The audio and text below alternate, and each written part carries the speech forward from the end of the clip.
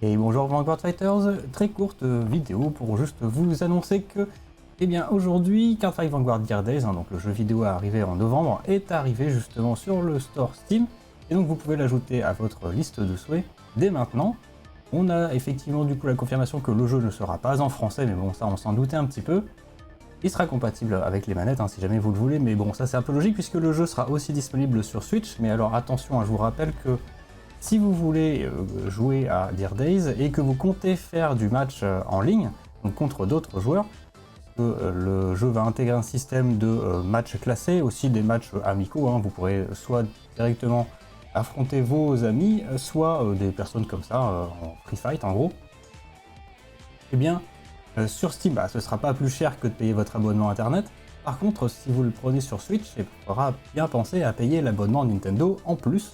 Donc voilà, bon après si vous comptez faire que le solo, vous pourrez tout à fait le prendre sur Switch, il n'y a pas de souci, du coup il n'y a pas de frais supplémentaires. Donc voilà, vous pourrez aller regarder un petit peu les petites images qu'ils ont mises à disposition. Globalement dans la description on n'apprend pas plus de choses que ce qu'ils ont déjà révélé, ils parlent vite fait des différentes histoires auxquelles on va avoir droit, les fameux systèmes de match en ligne dont je vous ai parlé, du fait qu'il y aura 1000 cartes du format standard dedans.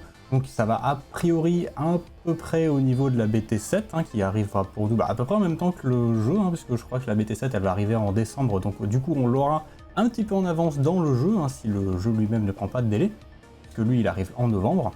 Et voilà, le fait que la campagne ce sera que des matchs contre l'ordinateur en 1v1, mais ça on s'en doutait.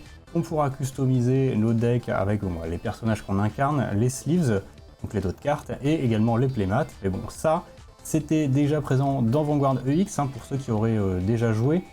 C'était le précédent jeu de la licence Vanguard, sorti par Bushiroad et Furyu. Et donc voilà, c'est à peu près tout ce qu'il y avait à dire là-dessus. On apprend encore une fois pas grand-chose de plus que ce qui avait déjà été annoncé dans les streams. Et eh bien, on n'a plus qu'à attendre que ça sorte vraiment. Voilà, allez, bonne journée, bye bye.